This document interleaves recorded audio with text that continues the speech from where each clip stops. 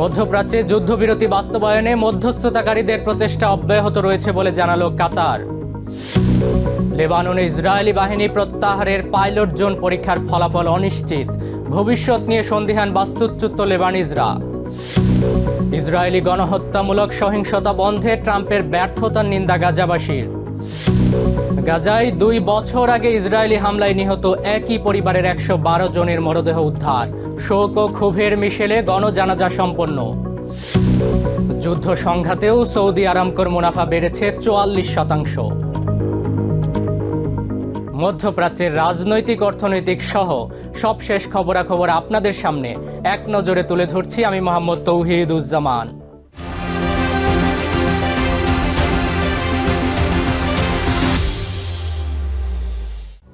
Tehran ওয়াশিংটনকে যুদ্ধবিরতিতে সম্মত করতে জোর প্রচেষ্টা চালাচ্ছেন মধ্যস্থতাকারীরা, এমনটাই জানিয়েছেন কাতারের পররাষ্ট্র মন্ত্রণালয়ের মুখপাত্র মাজেদ আল আনসারি। মঙ্গলবার দোহায় এক সংবাদ সম্মেলনে তিনি বলেন, আমেরিকা ও ইরানের মধ্যকার সংকট কূটনৈতিকভাবে সমাধানের প্রচেষ্টা জোরদার করেছে মধ্যস্থতাকারী দেশ ওমান, কাতার ও পাকিস্তান। নতুন করে আলোচনা শুরু করতে উভয় পক্ষের মধ্যে খসড়া প্রস্তাব বিনিময় ও ঘনিষ্ঠ সমন্বয় চলছে, তবে এখনও কোনো চূড়ান্ত সমঝোতা হয়নি জানিয়ে তিনি বলেন, আগামী কয়েক ঘন্টা বা দিনের মধ্যে পরিস্থিতি বদলে যেতে পারে। কাতারি এই কূটনীতিক আরও বলেন, সবার আগে আলোচনায় ফেরা জরুরি, আর এর জন্য উভয় পক্ষকে যুদ্ধবিরতিতে ফিরতে হবে এবং হরমুজ প্রণালীতে নিরাপদ নৌ চলাচল নিশ্চিত করতে হবে। এই মুহূর্তে সরাসরি আলোচনার বিষয়ে আনুষ্ঠানিক কোনো সিদ্ধান্ত হয়নি, তবে ওমান, পাকিস্তান সহ এই অঞ্চলের অন্যান্য মধ্যস্থতাকারীদের সাথে নিয়ে আমরা আমাদের দায়িত্ব পালন করে যাচ্ছি এবং উভয় পক্ষের মতামত বিনিময় করছি। আমরা আশাবাদী খুব শীঘ্রই যদি আলোচনা পুনরায় শুরু করা যায়, তবে একটি বড় ধরনের চুক্তির দিকে এগোনো সম্ভব হবে, যা আমাদের অঞ্চলে আবারও শান্তি ফিরিয়ে আনতে সাহায্য করবে। লেবানন থেকে ইসরায়েলি সেনা প্রত্যাহার এবং হিজবুল্লাহ নিরস্ত্রীকরণ সংক্রান্ত কাঠামো চুক্তি বাস্তবায়নে চরম অনিশ্চয়তা দেখা দিয়েছে। সমঝোতা চুক্তির অধীনে প্রথম পরীক্ষামূলক এলাকা হিসেবে জাউতার আল গার্বিয়া টাউনশিপে লেবাননের সেনাবাহিনী প্রবেশ করলেও সংঘাতের তীব্র শঙ্কা এখনও দূর হয়নি। অন্যান্য এলাকা থেকেও ইসরায়েলি সেনা প্রত্যাহারের কোনো সময়সীমা নির্দিষ্ট না হওয়ায় এই পাইলট জোন পরীক্ষা এক অনিশ্চিত ফলাফলের দিকেই এগুচ্ছে। হিজবুল্লাহদের নিরস্ত্রীকরণ না হওয়া পর্যন্ত ইসরায়েল পুরোপুরি সেনা সরাবে না বলে হুঁশিয়ারি দেয় ঘরে ফেরা নিয়ে চরম শঙ্কায় পড়েছেন বাস্তুচ্যুত সাধারণ লেবানিজরা। দক্ষিণ লেবাননের ধ্বংসস্তূপে পরিণত হওয়া গ্রাম জাউতার আল গার্বিয়া। দীর্ঘ সময় পর গ্রামে লেবানিজ সেনাবাহিনীর টহল শুরু হলেও কাটেনি আতঙ্কের ছাপ। 26 জুনের যুদ্ধবিরতি কাঠামোর অধীনে এই এলাকাটিতে প্রথম পাইলট জোন বা পরীক্ষামূলক অঞ্চল হিসেবে ঘোষণা করে ইসরায়েলি সেনা প্রত্যাহারের কথা বলা হয়েছিল, কিন্তু নিকটবর্তী এলাকাগুলোতে এখনও অবস্থান করছে ইসরায়েলি বাহিনীর ট্যাঙ্ক ও সেনা সদস্যরা, যা এই পাইলট জোন পরীক্ষার ফলাফলকে এক অনিশ্চিত গন্তব্যের দিকেই টেনে নিচ্ছে। আমরা কোন ধরনের পাইলট জোনের কথা বলছি আর কিসের নিরাপত্তা এটি? এখনো তো 70 থেকে 80টি গ্রাম ইসরায়েলের দখলে রয়ে গেছে। তারা যদি একটি গ্রাম থেকে পিছিয়ে পাশের গ্রামে অবস্থান নেয়, তবে কিভাবে নিরাপত্তার কথা ভাবা যায়? এভাবে কোনো পুনর্নির্মাণ সম্ভব নয়। তবে সেনাবাহিনীর উপস্থিতি থাকলে আমরা নিজেদের মাটিতেই অবস্থান করব।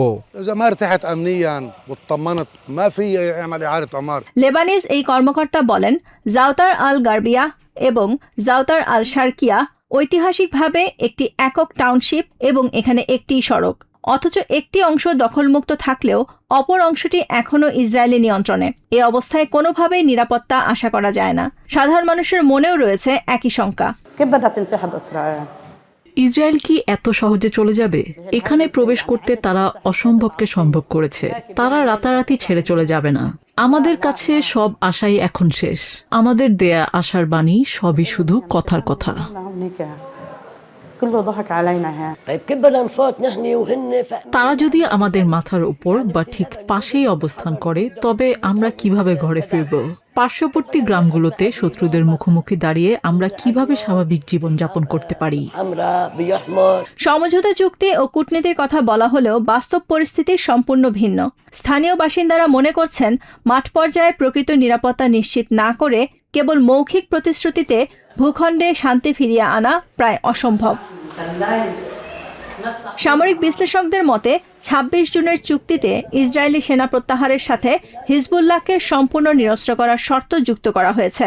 তবে অস্ত্র সমর্পণে হিজবুল্লাহর অস্বীকৃতি জানানো এবং সামরিক অবকাঠামো ধ্বংস নিশ্চিত না হওয়া পর্যন্ত ইসরায়েলি বাহিনী সেনা প্রত্যাহার করবে না বলেই ধারণা করা হচ্ছে। يغيب موضوع التوقيت চুক্তিতে কোনো নির্দিষ্ট সময়সীমা বেঁধে দেওয়া হয়নি পুরো লেবাননে হিজবুল্লাহর নিরস্ত্রীকরণের ওপর, আর এটি একটি অত্যন্ত জটিল রাজনৈতিক ও সামরিক প্রক্রিয়া। ফলে দীর্ঘ সময় পার হলেও ইসরায়েলি সামরিক দখলদারিত্ব রাতারাতি শেষ হবে এমনটি ভাবার কোনো সুযোগ নেই। লেবানন সরকার দক্ষিণ লেবাননের অন্যান্য এলাকা মুক্ত করতে আরও বড় পরিসরে সমঝোতার চেষ্টা করলেও আন্তর্জাতিক মধ্যস্থতাকারীদের উপস্থিতিতেও উভয় পক্ষের সশস্ত্র অবস্থানের কারণে দীর্ঘস্থায়ী যুদ্ধের ছায়া এখনও কাটিয়ে উঠতে পারছে না। Nahid Jihan, TVN 24 news desk. গাজায় যুদ্ধবিরতির কথা বলা হলেও বাস্তবে তীব্র হচ্ছে ইসরায়েলি বাহিনীর আগ্রাসন। সবশেষ বোর্ড অব পিসের শান্তি পরিকল্পনার দ্বিতীয় ধাপের রোড ম্যাপ ঘোষণার পর গাজায় আগ্রাসন বন্ধের পরিবর্তে উল্টো বেড়েছে। ইসরায়েলের আপত্তির মুখে সাম্প্রতিক চুক্তির ধারা পরিবর্তনেরও খবর মিলেছে। ফলে ইসরায়েলিদের ক্রমবর্ধমান সহিংসতা নিরসনে ট্রাম্পের ব্যর্থতার নিন্দা জানিয়েছেন গাজার বাসিন্দারা। প্রেসিডেন্ট ডোনাল্ড ট্রাম্পের দেয়া যুদ্ধবিরতির প্রতিশ্রুতি কেবল কাগজে কলমেই সীমাবদ্ধ, এমন অভিযোগই তুলেছেন ঘরবাড়ি হারানো সাধারণ প্যালেস্টিনিয়ানরা। ধ্বংসস্তূপের মধ্য দিয়েই বয়ে চলেছে প্যালেস্টিনিয়ানদের দুঃসহ জীবন। গাজা সিটির দৌলা স্কয়ার এলাকায় ইসরায়েলি বাহিনী তাদের নিয়ন্ত্রণ সীমা হলুদ রেখা আরও এগিয়ে নেয়। আবারও বাস্তুচ্যুত হতে চলেছে সুমাহ দৌলা ও তার পরিবারকে। ট্রাম্প প্রশাসনের এই শান্তি বার্তায় প্যালেস্টিনিয়ানদের জীবনে কোনো স্বস্তি ফেরেনি, বরং বেড়েছে বাস্তুচ্যুতি ও ধ্বংসলীলা। ট্রাম্পের দেয়া বক্তব্যের বাস্তবে কোনো প্রতিফলন নেই। পিস বোর্ডের বিবৃতি আমি পড়েও দেখিনি। কথায় কাজ হবে না, আমরা পদক্ষেপ চাই। যা প্রতিশ্রুতি দেয়া হয়েছে তার বাস্তবায়ন দেখতে চাই। কেননা ধ্বংসস্তূপ তো কমেনি, বরং বেড়েছে। আমাদের এখন তাঁবু থেকেও উচ্ছেদ করা হচ্ছে। কেবল দৌলা পরিবারই নয়, প্রতিদিনই কেউ না কেউ নতুন করে বাস্তুচ্যুত হচ্ছে। কেননা কথিত যুদ্ধবিরতির পরও দখলদার বাহিনী আগ্রাসন ও সহিংসতা এক মুহূর্তের জন্যও থেমে থাকেনি। এমনকি সম্প্রতি প্রেসিডেন্ট ট্রাম্পের বোর্ড অব পিস শান্তি পরিকল্পনার দ্বিতীয় ধাপের রোডম্যাপ ঘোষণার পর গাজায় আগ্রাসন বন্ধের পরিবর্তে উল্টো আরও বেড়েছে। সাম্প্রতিক মাসগুলোর মধ্যে গত রবিবার একদিনে সর্বোচ্চ ১৯ জনের প্রাণহানি ঘটে। শান্তির জন্য নতুন রোডম্যাপ গ্রহণের বিপরীতে ইসরায়েলি আগ্রাসন বাড়ানোকে হামাসের পক্ষ থেকে মধ্যস্থতাকারীদের কাছে যুদ্ধবিরতি পরিকল্পনা বানচালের অপচেষ্টা বলেও অভিযোগ তুলে ধরা হয়। সবশেষ খবর অনুযায়ী ইসরায়েলের আপত্তির মুখে সাম্প্রতিক রোডম্যাপ চুক্তির ধারা পরিবর্তনের অভিযোগ উঠেছে খোদ বোর্ড অব পিসের বিরুদ্ধে। ট্রাম্পের কথিত এই শান্তি বোর্ডের ভূমিকায় গাজাবাসী পুরোপুরি হতাশ। এই বোর্ড অফ পিস প্রবেশ করলো কি করলো না তাতে আমার কিছুই যায় আসে না। এখানে শান্তি নেই, চারপাশে তো কেবল যুদ্ধ। তারা বলছে গাজায় শান্তি আসবে, কিন্তু তারা নিজেরা বাস্তবে আসেনি, কিছু করেও নি, পুরোটাই মিথ্যা। গত বছরের অক্টোবরের কথিত যুদ্ধবিরতির পর থেকেই দখলদার বাহিনীর হামলায় অন্তত ১২০০ প্যালেস্টিনিয়ান নিহত হয়েছেন। অন্যদিকে ইসরায়েলি সেনারা গাজায় প্রায় ৭০% এলাকা দখল করে নিয়েছে। এতে অন্তত ৫টিরও বেশি এলাকা থেকে সাধারণ মানুষ আবারও পালাতে বাধ্য হচ্ছে। ইসরায়েলি আগ্রাসনের পাশাপাশি চরম খাদ্য সংকট আর নিরাপত্তাহীনতায় বিচ্ছিন্ন হয়ে পড়ছে গাজার পারিবারিক বন্ধন। গাজার বাস্তুচ্যুত সর্বস্ব হারানো প্যালেস্টিনিয়ানদের মতে ট্রাম্পের পরিকল্পনা ও প্রতিশ্রুতির সাথে বাস্তবতার কোনো মিল নেই। Saif Rakib, TVN 24 news desk. প্রায় 2.5 বছর কংক্রিটের নিচে চাপা পড়ে থাকার পর গাজা সিটিতে উদ্ধার করা হয়েছে একই গোত্রের 112 জন প্যালেস্টিনিয়ানের দেহাবশেষ। 2023 সালের 23 নভেম্বর ইসরায়েলি বিমান হামলায় মাটির সাথে মিশে গিয়েছিল সাবরা এলাকার একটি বিশাল আবাসিক ব্লক। মঙ্গলবার প্যালেস্টাইনের পতাকায় মোড়ানো সারিবদ্ধ কফিন ঘিরে সম্পন্ন হয় স্বজনের কান্নায় ভেজা গণজানাজা। উদ্ধার হওয়া মরদেহের বড় একটি অংশই শিশু ও নারী। ধসে পড়া ভবন আর ইট পাথরের স্তূপের ওপর থরে থরে সাজানো কফিন। 2023 সালের 23 নভেম্বরের ইসরায়েলি বিমান হামলায় মুহূর্তেই ধূলিসাৎ হয়ে গিয়েছিল আবু সারিয়া এবং আল হাসাইনা যৌথ পরিবারের এই বাসস্থান। হামাস সংশ্লিষ্ট সংবাদ মাধ্যমগুলোর মতে সেদিন পুরো গাজা জুড়ে প্রায় 300টি স্থানে হামলা চালিয়েছিল আইডিএফ, আর সেই হামলায় একই সাথে প্রাণ হারিয়েছিলেন একই গোত্রের বর্ধিত পরিবারের 300-র বেশি মানুষ। ভারী যন্ত্রপাতির অভাব আর চারপাশের অবরোধের কারণে দীর্ঘদিন উদ্ধার কাজ বন্ধ থাকলেও থামেনি স্বজনদের আকুতি।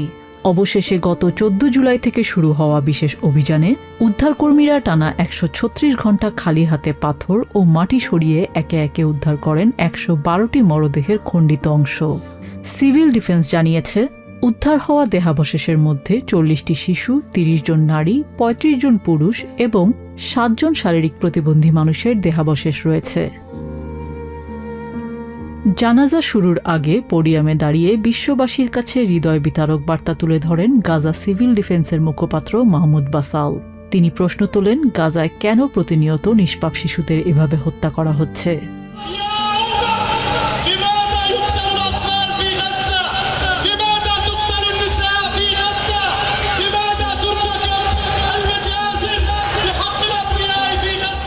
নিরীহ মানুষের উপর চলমান এই গণহত্যার বিচার দাবি করে গাজার এই কর্মকর্তা টানা 17 দিনের উদ্ধার অভিযানের দুঃসহ স্মৃতি তুলে ধরেন। মাহমুদ বাসাল জানান, উদ্ধার হওয়া দেহাবশেষগুলো শনাক্ত করা ছিল তাদের জন্য খুবই জটিল। টানা 17 দিন ধরে আমাদের কর্মীরা কঠোর পরিশ্রম করেছেন। নিহতদের শরীরে থাকা বিশেষ কিছু চিহ্ন দেখে তাদের স্বজনরা শনাক্ত করেছেন। কারো কারো গলায় নাম লেখা সোনার চেইন পরা ছিল, আবার কারো শরীরে অস্ত্রোপচারের প্লাটিনাম বসানো ছিল, আর অনেকের পরিচয় মিলেছে পরনে থাকা পোশাক দেখে। মঙ্গলবার বিকেলে গাজা সিটির সাবরা এলাকায় আয়োজিত এই গণজানাজায় অংশ নেন হাজারো মানুষ। প্যালেস্টাইনের পতাকায় মোড়ানো কফিনের ওপর ফুল ছিটিয়ে শেষ শ্রদ্ধা জানান স্বজন ও প্রতিবেশীরা। আশেপাশের ক্ষতিগ্রস্ত ভবনের ব্যালকনি ও ছাদ থেকে অঝরে কাঁদতে দেখা যায় স্থানীয় বাসিন্দাদের। 3 বছর পরে বিষাদ আর কষ্ট আবারও আমাদের মাঝে ফিরে এলো। আমরা অসাধ্য কিছুই চাই না। আন্তর্জাতিক সম্প্রদায়ের কাছে আকুল আবেদন, এই গণহত্যা আর যুদ্ধ বন্ধ হোক। গাজার মানুষ শুধু পৃথিবীর জন্য অন্য সব মানুষের মতো শান্তিতে বাঁচতে চায়। গাজা উপত্যকা জুড়ে এখনো 8,000-এরও বেশি মরদেহ ধ্বংসস্তূপের নিচে চাপা পড়ে আছে। 17 দিনের এই অভিযানে উদ্ধার হওয়া 112 মরদেহ ছাড়াও আবু সারিয়া আল হাসায়না পরিবারেরই আরও অন্তত 150 জনের মরদেহ এখনও ধ্বংসাবশেষের নিচে চাপা পড়ে আছে। গাজা সিটিতে এদিন জানাজা শেষে কান্না আর ক্ষোভের মিশেলে শেষ গন্তব্যের দিকে রওনা হয় শোক মিছিল। নিহতদের ছবি সম্বলিত ব্যানার হাতে গণহারে এই হত্যাকাণ্ডের বিচারের দাবি জানান উপস্থিত জনতা। পরে সামরিক সালাম ও ধর্মীয় মর্যাদায় স্থানীয় কবরস্থানে 112 জন শহীদকে সমাহিত করা হয়। নিজিয়া জামি, TVN 24 নিউজ ডেস্ক। মধ্যপ্রাচ্যে যুদ্ধ সংঘাতের মাঝেই সৌদি আরবের জ্বালানি কোম্পানি আরামকোর নিট মুনাফা বেড়েছে। মঙ্গলবার সৌদি আরামকো জানায়, দ্বিতীয় ত্রৈমাসিকে তাদের নিট মুনাফা বেড়েছে 44%, অর্থাৎ 30 জুন পর্যন্ত 3 মাসে সংস্থাটি $32.69 বিলিয়ন নিট মুনাফা অর্জন করেছে, যা আগের বছরের একই সময়ে ছিল $22.67 বিলিয়ন। হরমুজ প্রণালীতে চলমান যুদ্ধের কারণে অভূতপূর্ব সরবরাহ বিঘ্ন ঘটলেও নিজেদের বৈচিত্র্যময় সম্পদ, ইস্ট ওয়েস্ট পাইপলাইন ও রেড সিতে ইয়ানবু বন্দরের বিকল্প রুট ব্যবহার করে 98.4% সরবরাহ সক্ষমতা ধরে রাখতে সক্ষম হয়েছে বিশ্বের এই শীর্ষ তেল রপ্তানিকারক প্রতিষ্ঠান। তবে আমেরিকা, ইসরায়েল ও ইরান সংঘাতের জেরে রেড সির সেই বিকল্প পথেও হুথি বিদ্রোহীদের অবরোধ নতুন সংকট তৈরি করেছে। এক নজরে প্রতিদিন মধ্যপ্রাচ্যের খবর জানতে চোখ রাখুন TVN24 নিউজ নেটওয়ার্কের ইউটিউব ও ফেসবুক পেজে।